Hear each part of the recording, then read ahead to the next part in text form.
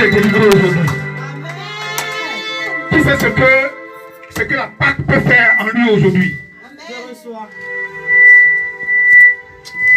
Nous sommes encore glacés. C'est-à-dire qu'on dirait que la mort de Jésus la mort de Jésus et sa résurrection ne vous font rien. Qui connaît Jésus? Si tu connais Jésus, lève-toi et puis embrasse ta camarade, embrasse ton frère, embrasse ta soeur à côté de toi. Parce que Jésus a commencé son œuvre. C'est dans cette joie-là que Jésus commence à faire. Il commence à positionner, il commence à te parler, il commence à réduire et détruire toutes les choses négatives autour de toi. Dans le nom puissant de Jésus. Dans le nom puissant de Jésus. Dans le nom puissant de Jésus. Merci, bonjour.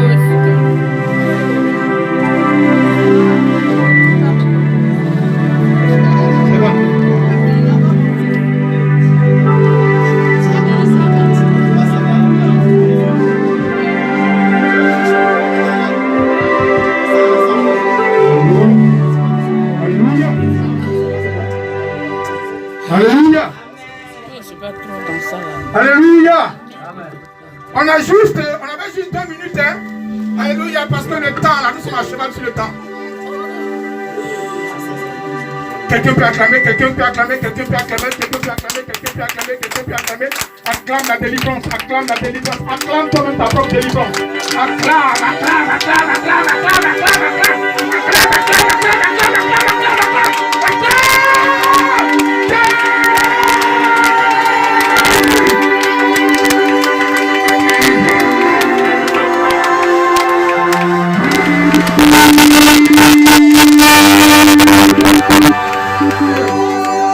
Alléluia. Alléluia. On dirait que la température commence à monter. Alléluia. Alléluia. Déclare, regarde bien ta voisine, regarde bien ton voisin. Regarde bien, regarde bien, regarde bien. Et commence à dire à ton voisin, commence à dire à ta voisine, regarde-moi, prends-moi en photo. Parce que d'ici demain, tu me reconnaîtras plus. Et parce que je vais changer. Parce que Jésus, avec sa résurrection, va faire changer mon adresse. Parce que Jésus va changer ma situation. Parce que, entre-temps, j'étais célibataire. Mais demain, je ne serai plus célibataire. Aujourd'hui, je suis chômeur. Mais maintenant, demain, je ne serai plus chômeur. Alléluia. Alléluia. Je suis en train de chercher. Mais Jésus te dit qu'à partir de demain, il crée une route nouvelle dans le désert pour toi. Amen. Alléluia. Aujourd'hui, nous sommes à un jour très grand. Que quelqu'un dise Amen. Amen. Vous voyez ce qui m'étonne un peu chez vous ici, c'est que si c'était le 1er janvier, c'est-à-dire on était au 31 décembre, et puis attendre le 1er janvier, vous allez voir qu'on est sapé, et puis on est prêt même pour ça. Alléluia. Est-ce que vous savez que la Pâque, là, c'est le premier jour de l'année? La Pâque, le mois de Nissan, est le premier du mois, le premier des mois de l'année. Donc, logiquement, c'est notre janvier. Et puis, vous êtes assise, et puis vous êtes là comme ça pour... on dirait que, bon, excusez-moi, mais on dirait que la chose, vous êtes trop fatigué hier. Vous avez trop mangé. Alléluia. Alléluia. Que Dieu nous bénisse. Amen. Que Dieu nous bénisse. Amen. Je vais vous dire une vérité. Nous sommes dans la Pâque. Et la Pâque nous permet aujourd'hui d'embrasser la grâce de l'Éternel. De reconnaître ce que c'est que la résurrection de l'Éternel. De savoir ce qu'on appelle la naissance nouvelle. Alléluia. Amen.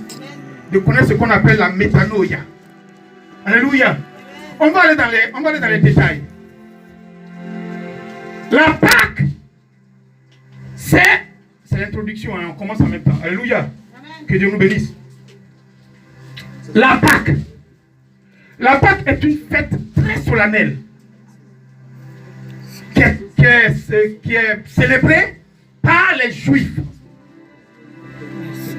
Et cette date, la date de la Pâque, c'est le 14e jour de la première lune du mois de Nissan, qui est le mois le premier de tous les mois de l'année. Alléluia. Qui m'a suivi? Alléluia. On reprend. Si vous n'avez pas compris, vous dites et puis on recommence. La Pâque C'est d'abord une fête très solennelle. C'est une grande fête. C'est une fête qui a une très grande importance dans la vie des Juifs. Alléluia. Alléluia. Et cette Pâque-là, cette fête-là se fête le 14e jour de la première lune de l'année. Or, quand on parle de lune, première lune, on parle d'un début de mois. Donc, le mois de Nissan, la Bible dit que Dieu dit que ce mois-là sera le premier des mois. Et le premier des mois de l'année. Est-ce qu'on se suit? Ça veut dire logiquement, c'est avril là qui est le premier des mois de l'année. Sur le 12, c'est le premier. En hébreu, ce mois d'avril est appelé Nissan. La Pâque doit se faire après que tu as vu le premier. Donc 2 semaines après, on fête la Pâque. Vous allez voir ça dans Exode 12. Alléluia. Maintenant, que signifie la Pâque? La Pâque, en hébreu, on dit péchard. La Pâque, c'est péchard. Alléluia. Qui signifie, en fait, le passage de l'ange de la destruction sur tout le territoire d'Égypte. Alléluia. Et quand il passe sur ce territoire d'Égypte, il y a eu 2 faits. Et ces 2 faits-là sont simultanés. Frère, ces 2 faits-là seront dans ta vie aujourd'hui au nom de Jésus. Parce que ces 2 faits-là sont simultanés. Quand on dit simultané, ça veut dire qu'il y a un qui suit un. On ne sait même pas qui est premier. Alléluia. Alléluia. Est-ce qu'on se suit? Si on ne se suit pas, vous dites, on recommence vite, vite. On se suit. On se suit. Dites Amen seulement. Si on se suit, vous dites Amen. Si on ne se suit pas, dites mon frère, recommence. Alléluia. Et donc, ces 2 faits vont se passer simultanément. Parce que la Pâque est symbolisée par la mise du sang de l'agneau sur le linteau et les 2 poteaux. Donc quand l'ange destructeur va passer comme un vent dévastateur, il va dévaster toutes les maisons qui n'ont pas ce signe-là, qui n'ont pas le signe du sang sur le linteau et sur les 2 poteaux. Quand l'ange ne voit pas ça, il détruit. Et qu'est-ce qu'il détruit? Il détruit les premiers-nés. Alléluia. Que ce soit pour les hommes comme pour les animaux. Ça veut dire que si tu n'as pas mis ça sur ta maison, si tu as un cheptel, si tu as un troupeau, les premiers-nés de ton troupeau meurent, ainsi que le premier-né de toi-même. Et si tu as des grands-enfants, des filles ou des hommes qui ont des enfants, leur premier-né aussi décède. Alléluia.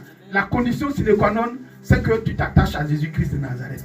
Tu prends le sang de Christ et puis tu déposes sur ton linteau. Alléluia. Amen. Donc le sang de l'agneau. Alléluia. Amen. Donc, c'est ce que ça veut dire. La Pâque veut dire péchard. Et ça, maintenant, dans ce truc-là, dans ce verbe-là, ou bien dans ce mot-là, péchard, on va voir la délivrance. On va voir d'abord la destruction et la délivrance. Ça veut dire la destruction de Satan sur ta vie et maintenant ta délivrance parce que tu sors maintenant d'Égypte enrichi. Amen. Je dis, tu sors maintenant de l'Égypte enrichi. Amen. Amen. On dirait que tu ne crois pas. Oh, quand tu prends la Bible, tu vas comprendre qu'ils sont sortis, quand ils sont sortis enrichis. Alléluia. Donc tu sors de ta servitude enrichi. Oh.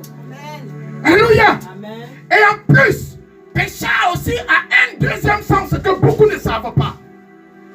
Péchard, ça veut dire quand tu te coupes, ça veut dire bouche ouverte. Amen.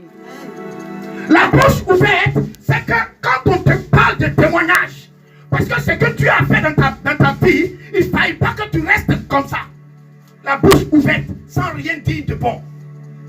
Arrive arrive à témoigner, arrive à grandir le nom de l'Éternel, arrive à dire que l'Éternel est fort dans ta vie, afin que la grâce de l'Éternel, la forte grâce de l'Éternel qui est dans ta vie agisse sur celui qui entend.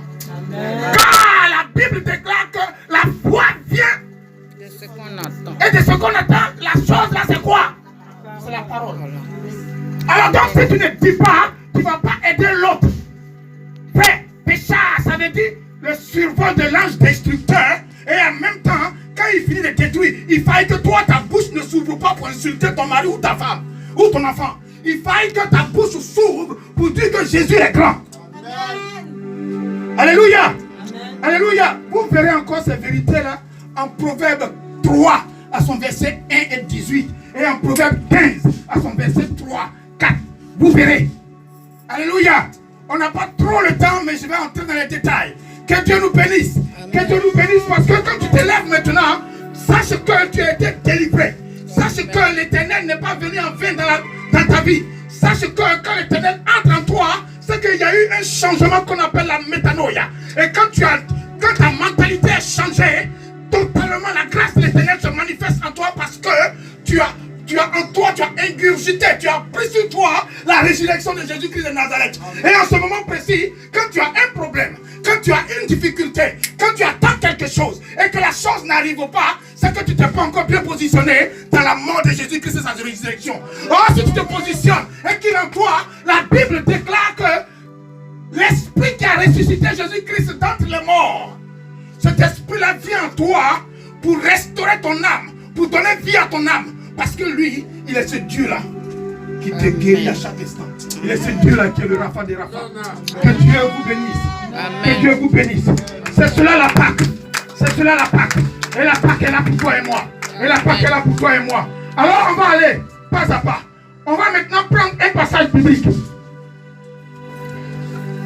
On va prendre un passage biblique. Jean 18.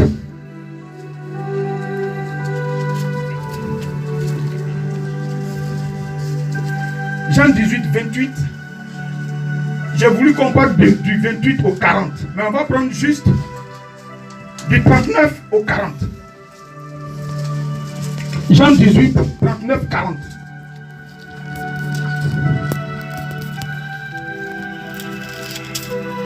La Pâque. La Pâque est le symbole de beaucoup de choses. Frère, la Pâque est le symbole de la servitude. La Pâque est le symbole de la destruction de tout ce qu'on appelle servitude. Alléluia. De tout ce qu'on appelle esclavage.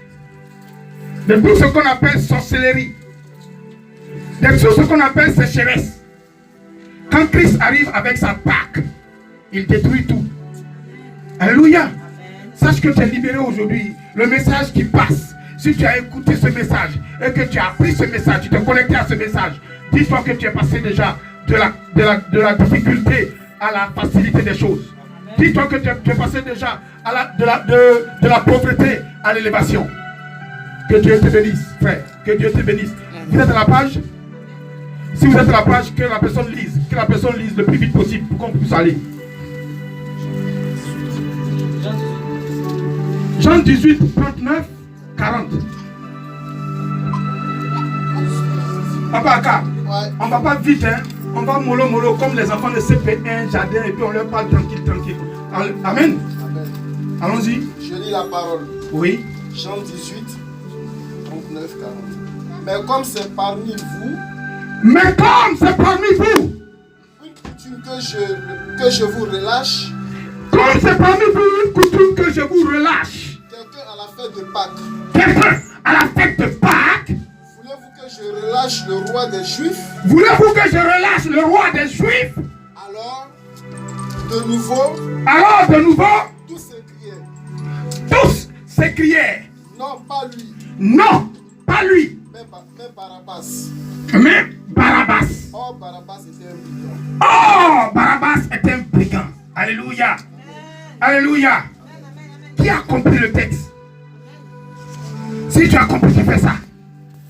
Et en faisant ça maintenant, tu détruis, parce que Dieu dit, dans la parole de Dieu dit, comme il est de coutume, ça veut dire qu'à chaque année, à cette même époque, il est logique qu'on relâche quelqu'un qui est dans les ténèbres, qui est dans les difficultés. Il est possible. Frère, la Bible déclare que toi aujourd'hui, si tu veux bien être connecté à Jésus-Christ, aujourd'hui même, Jésus va te délivrer. Aujourd'hui même, les sorciers même qui t'ont envoyé là, ils vont s'asseoir pour dire non, lui là, on le relâche. Alléluia. Alléluia. Suivez-moi, suivez-moi, suivez-moi, suivez-moi. Laissons la chose, suivez-moi. Alléluia. Alléluia. Je dis que Jésus dit, frère, regarde-moi bien. Jésus dit, à cette même époque, il est certain que toi, on puisse te relâcher. Si seulement si tu es dans la parole. Amen. Alléluia. Yes. Alléluia. Si tu es dans la volonté de Christ, on va te relâcher. Regardez Barabbas. Barabbas n'est pas dans une volonté quelconque. C'était Satan. Mais comme il a eu la chance d'être arrêté au même moment que Jésus-Christ de Nazareth, il a eu cette chance-là d'être relâché. Est-ce qu'on se suit? Amen. Ça veut dire qu'aujourd'hui, tu es libéré. Là, tous les plans que les uns et les autres faisaient contre toi, contre ton devenir, contre ton travail, maintenant cette chose-là est brisée. Là où on disait que toi, tu ne peux pas arriver, il dit cette distance-là devient courte devant toi, maintenant tu arrives. Là où on dit que tu ne peux pas payer maison, tu ne peux pas acheter maison, tu ne peux pas construire, tu ne gagnes pas de travail. Non, aujourd'hui, Dieu est en train de te dire, quelle que soit la puissance satanique qui est derrière toi, quels que soient les sacrifices que les hommes ont fait avec ton nom, quelle que soit leur puissance, quelle que soit leur force, Jésus est en train de dire, son sang va couler à cause de toi, et que les liens sont brisés maintenant dans le nom puissant de Jésus de Nazareth. Que la grâce de l'Éternel va se manifester en toi et pour tes enfants dans le nom puissant de Jésus. Est-ce qu'on se suit? Est-ce qu'on se suit? Tu vas te lever et puis tu vas dire maintenant, tu vas commencer à proclamer depuis ton village. Tu vas proclamer depuis ton village. Frère, laisse ça. Lève-toi et proclame depuis ton village. Là où les hommes ont bloqué ton avancement. Là où ils ont bloqué ton avancement. Tu sais ce qu'ils ont bloqué. Tu sais ce qu'ils ont bloqué sur toi. Tu sais la difficulté qui est sur toi. Tu sais que ouais, tu ne peux plus avancer. Tu sais que même si on te donne aujourd'hui 12 milliards d'euros, tu ne pourras rien faire avec. Tu sais qu'on a mis la sécheresse en toi. Tu sais que tu as une grande qualité. Tu sais que tu as une grande connaissance. Tu sais sa puissance. Tu sais. Mais Dieu, qui sait toutes choses, est en train de te dire que la manifestation de la délivrance de Jésus va se manifester maintenant dans tes activités, dans ta vie, dans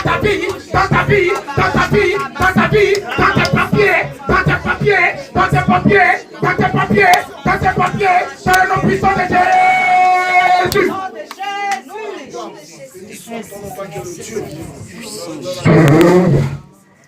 Alléluia. Que Dieu nous bénisse.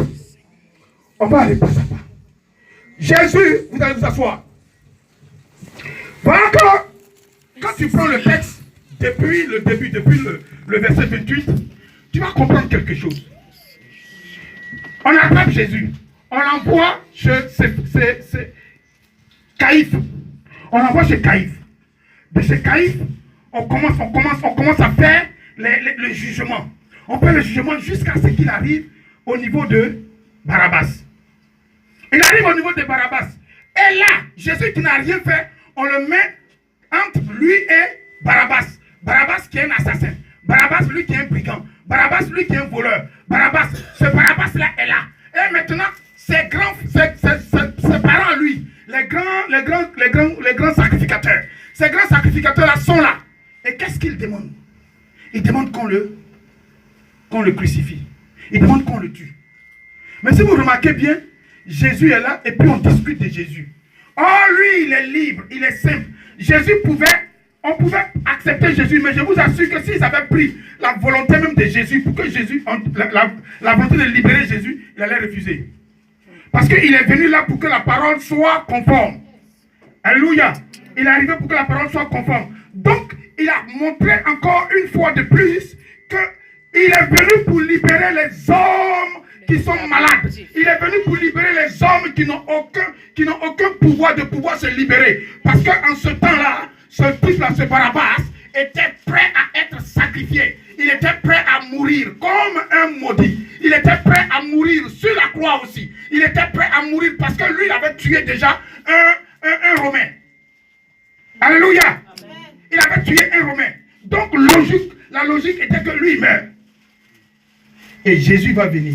Donc quelle que soit ta difficulté, quel que soit ce que tu as fait à quelqu'un, quel que soit là où on t'a déposé, quelle que soit l'action que tu as posée quelque part, Christ est en train de te dire, le simple fait que tu as accepté Christ, cette difficulté maintenant est effacée sur ta vie. Par le nom puissant de Jésus de Nazareth. Par le nom puissant de Jésus. Par le nom puissant de Jésus. Frère, cette vie que Jésus a menée, cette difficulté que Jésus a vécue, frère, c'est les mêmes difficultés que tu vis dans ta famille. Est-ce qu'on se suit? C'est les mêmes difficultés que tu vis dans ta famille. On va reprendre. Papa, lève-toi. Tu vas reprendre le même passage, mais à son passage 28. Et puis on va aller pas à pas. On va décortiquer.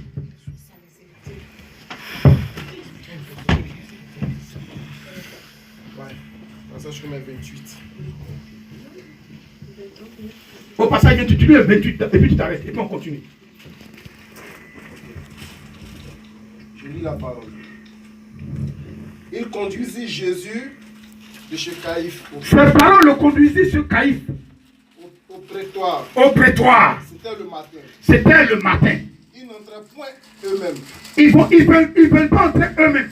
Dans le prétoire afin de ne pas se souiller. Afin de ne pas se souiller. Et de pouvoir manger la Pâque. Et de pouvoir manger la Pâque. C'était le matin. Papa, tu attends un peu. C'était le matin.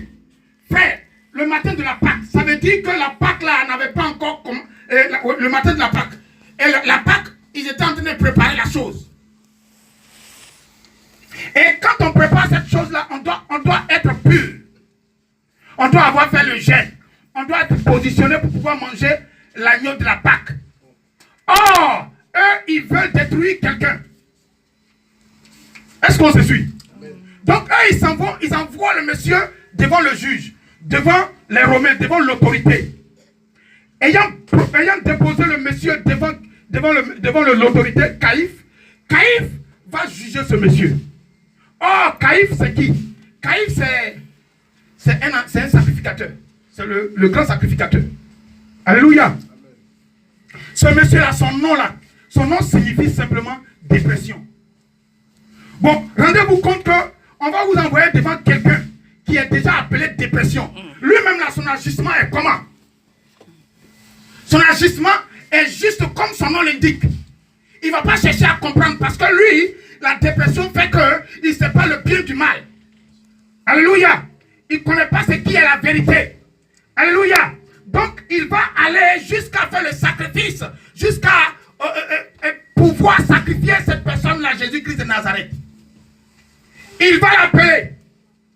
Pour ne pas qu'il mange la Pâque. Si jamais il est en face de Caïphe et qu'il rentre en face de Caïphe, parce que Caïphe est un grand sacrificateur, il n'avait pas une vie conforme. Donc, on ne peut pas aller en face de lui.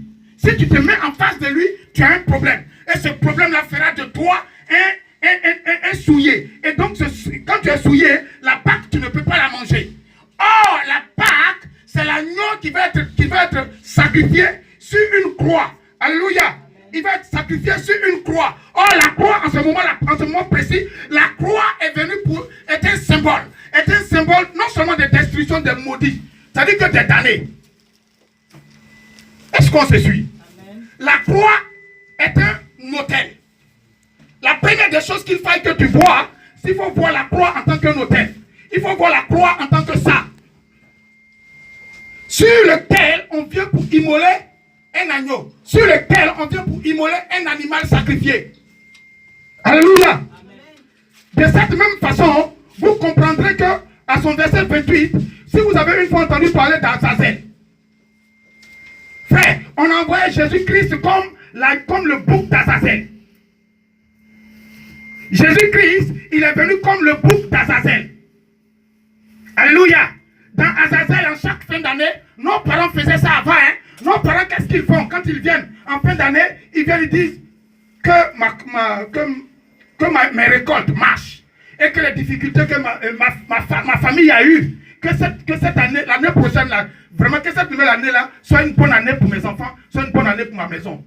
Alléluia. Ils font ces deux types de sacrifices-là. Or là, qu'est-ce qu'ils vont faire? Ils ont tous mis. Caïphe a déclaré un jour qu'il faille qu'une seule personne meure pour laisser en vie tout le reste. C'est-à-dire c'est de Jésus on parle. Alléluia. Donc ils envoient Jésus et puis ils refusent qu'eux-mêmes ils rentrent là où Jésus s'en va. Ça veut dire qu'ils ont mis, non seulement ils ont envoyé le bouc, c'est le bouc d'Azazel, et que le sacrificateur met sa main dessus. Il pose sa main dessus pour envoyer tout le péché d'Israël sur ce bouc-là. Alléluia. Donc quand il envoie l'imposition des mains, ça veut dire que tout ce qu'on lui a dit, c'est le grand sacrificateur de tout le pays, de toute la nation. Donc quand il dépose tout le péché. Toute la difficulté, il dépose ça sur Jésus. Alléluia. Et donc en déposant sur Jésus, lui, il n'accompagne plus. Il délègue quelqu'un qui va l'accompagner. Et il accompagne cet animal-là dans le désert. Et quand il l'accompagne dans le désert, il le laisse mourir dans le désert. Et lui, quand il revient, il est souillé parce qu'il a accompagné un animal souillé. Donc il doit rester hors de la ville pendant au moins une semaine. Alléluia. Avant qu'il n'entre. Que Dieu nous bénisse. Donc, dans ce verset 28, il y a le fait qu'on a accompagné Jésus en tant que le bouc d'Azazel. C'est le bouc qui va venir, qui va purifier tout le monde. Donc lui, il doit mourir pour tout le monde. Donc s'il est mort pour tout Israël, c'est qu'il est mort pour toi. C'est qu'il est mort pour que toi aussi tu sois purifié. C'est qu'il est mort pour que toi aussi tes difficultés soient barrées. Il est mort pour que toi aussi tu ne sois plus flagellé. Il est mort pour que tu ne sois plus esclave de quelqu'un. Il est mort pour que la vérité, tu aies la vie, tu aies la grâce, tu sois béni, tu sois grand, tu réussisses partout où tu passes. Jésus est venu pour ça. Amen. Jésus est venu pour ça. Et c'est de cela que je vais te parler aujourd'hui. Jésus étant sacrifié sur l'autel, la croix est un autel sur lequel Jésus va être immolé. Jésus étant immolé, il est maintenant immolé sur la croix, sur l'autel. Et l'autel qui est la croix représente deux visions. La vision spirituelle et la vision physique. Frère, Jésus, en train de mourir, il va parler à son père et il va parler à sa mère. Ça veut dire que papa qui est en haut, voici, papa, toi tu es en haut là, pourquoi m'as-tu abandonné? C'est pas ça, là-bas ma satanie. Amen. Alléluia. Mais en fait, quand il est en train de parler de ça, c'est pas que Jésus, c'est pas que Dieu l'a refoulé, c'est parce que juste simplement que la parole était dite que je l'envoie pour se sacrifier pour toi et moi. Amen. Alléluia. Et que le péché qui est sur lui là, quand il va mourir, ça sera purifié. C'est en cela que lui maintenant, lui Dieu, il va agir. Il n'a pas abandonné. Et il va dire avant de mourir, il va appeler un de ses serviteurs. Et puis il va dire, je crois que c'est Pierre, alléluia. C'est à Pierre il a parlé. Il dit, Pierre, voici ta maman. Vous savez ce que ça signifiait simplement? Ça signifiait que Jésus dit, afin que moi je meure sur la croix. Cette croix-là a deux symboles. Le symbole de l'originalité et le symbole de la verticalité. Alléluia. Et le symbole de l'originalité, c'est que toi et moi, nous devenons tous des frères et des sœurs. Alléluia. C'est que toi et moi, nous sachions qu'il n'y a pas un plus grand, il n'y a pas un plus beau, il n'y a pas un plus beau, il n'y a pas un plus riche, il n'y a pas un qui est très bien, il n'y a pas un qui est mauvais. Nous tous, nous sommes bons en Jésus-Christ de Nazareth. Alors, quand Dieu te dit cela, il te dit, pour que cette chose-là arrive, cette originalité-là arrive, il va falloir que toi et moi, nous soyons connectés à Jésus-Christ de Nazareth, ce Dieu puissant qui est en haut. C'est pourquoi son âme va remonter après. Mais encore, il y a eu encore d'autres choses plus grandioses, d'autres choses. Parce que quand Christ est venu, c'est un combat, il a fait. C'est un combat, il a fait. Regardez bien comment Moïse a éliminé les différents combats. Ces combats-là aussi sont dans ta vie. Parce que ces combats-là aussi ont été dans la vie de Jésus. Frère, regardez quand Jésus est venu. Il ne s'est pas amusé. Il a fait un combat. Il a fait même des combats. Et il a pu s'enlever dans les difficultés.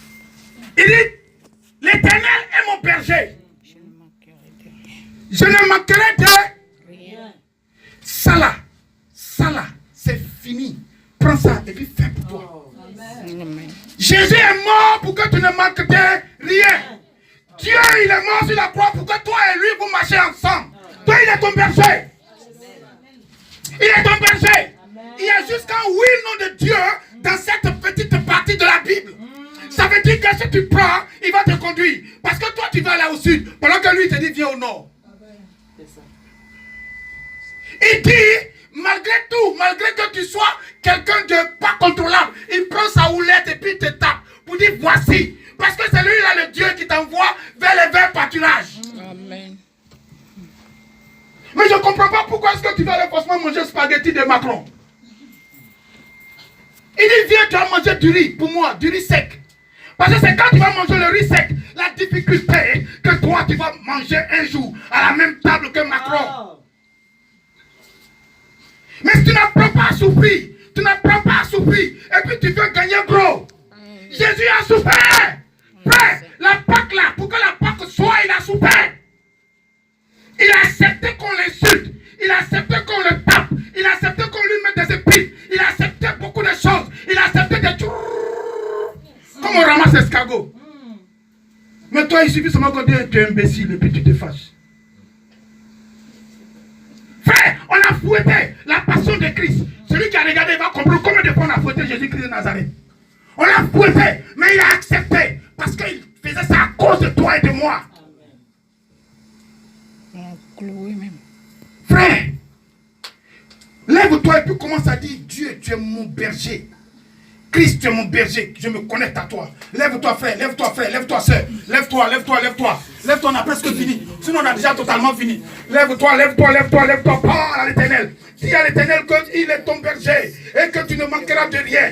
Il est ton berger, il est ton berger, il est ton berger, il est ton berger, il est ton berger, il est ton berger, il est ton berger, il est ton berger, il est ton berger. Ça veut dire qu'il est ton Roi, il est ton Jéhovah Roi, il est ton Jéhovah Jireh, il est celui-là qui est Dieu pour toi, il est celui-là qui te donne toutes choses, il est celui-là qui te dirige, il est celui-là qui est le nom puissant, le berger des bergers, celui-là au nom puissant de Jésus de Nazareth. Oui, il dit que, oui, tant que tu te connectes à moi, hein, oui, tu ne peux manquer de quelque chose dans le nom puissant de Jésus de Nazareth. Oui, Jésus, oui, c'est vrai, même si c'est David qui l'a dit, Jésus l'a déclaré aussi, dans le nom puissant de Jésus, dans le nom puissant de Jésus, dans le nom puissant de Jésus, on va s'asseoir, au nom de Jésus, au nom de Jésus.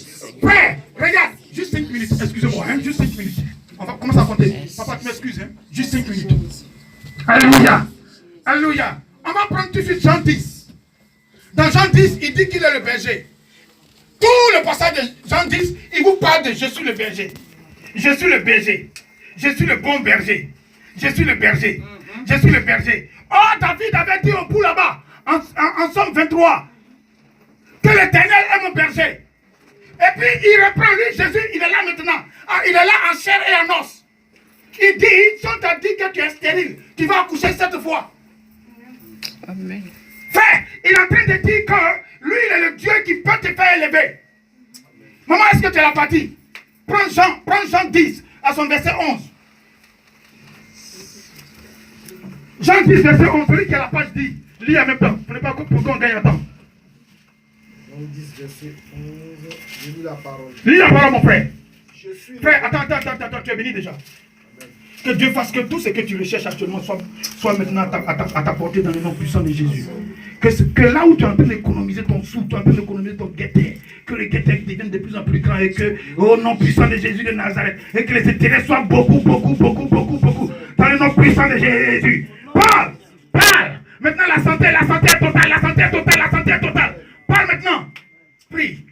Je suis le bon berger. Il dit, je suis le bon berger. Le bon berger donne sa vie pour ses brebis. Frère, c'est pas moi qui parle, oh, c'est la Bible. Il dit, je suis le bon berger, je donne ma vie pour ses brebis. Il a donné sa vie en haut là-bas pour que toi tu sois comment? Pour que toi tu connaisses sa voix. Donc connecte-toi à la parole. Amen. Voilà pourquoi il va déclarer en Exode 6, au verset 6 à 7. Papa lit ça et puis c'est fini. Et c'est ça que Gouro dit et puis ça on est. Alléluia. Donc on fait la conclusion rapidement. Exode 6. C'est la conclusion qui est là. Exode 6, versets 6 à 7. Exode 6. Lis la parole, frère. Lis la parole. Verset combien? 6 à 7. Verset 6 à 7. C'est pourquoi, C'est pourquoi, dis aux enfants d'Israël, dis aux enfants de maman Thérèse, je suis l'Éternel. je suis l'Éternel. Je vous affranchirai des travaux C'est moi qui vais vous affranchir des travaux, des difficultés de Paris. dont vous chargent les Égyptiens. Dont vous chargent les Français. Je vous délivrerai Je vais vous délivrer de toutes les difficultés. de leur servitude. De leurs difficultés, de leur esclavage. Je vous sauverai à bras étendus et par de grands jugements. J'ai dit, je vous sauverai à bras étendus. Bras étendus chez les Hébreux, c'est l'épaule. L'épaule parce que c'est l'épaule qui est la partie forte. Voilà pourquoi on dit, Jésus a pris le péché du monde sur ses épaules. Amen. Alléluia. C'est pourquoi à chaque instant, quand on fait une offrande, on doit toujours donner l'épaule au grand sacrificateur. C'est des parties qui sont réellement là pour ça. Alléluia. Amen. Alléluia. Que Dieu nous bénisse. Que Dieu nous bénisse. Que Dieu nous bénisse. Que Dieu nous bénisse. J'avais voulu faire un cadeau, mais le cadeau sera fait ultérieurement. Que Dieu vous bénisse. Amen. Que Dieu vous bénisse.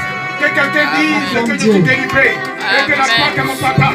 Amen. Et que la porte est mon partage. Et que la porte est mon partage. Au nom de Amen, amen. Alléluia. Alléluia. Acclame Dieu encore. Alléluia. Il a survolé, il n'est pas resté que dans l'Exode. Mais il nous a montré encore un verset. Que Dieu te bénisse. Alléluia. Ce qui me plaît, le Saint-Esprit, il est bon. Alléluia. Il a touché Exode 6. Alléluia. Le Saint-Esprit est bon. Je relis rapidement Exode 6.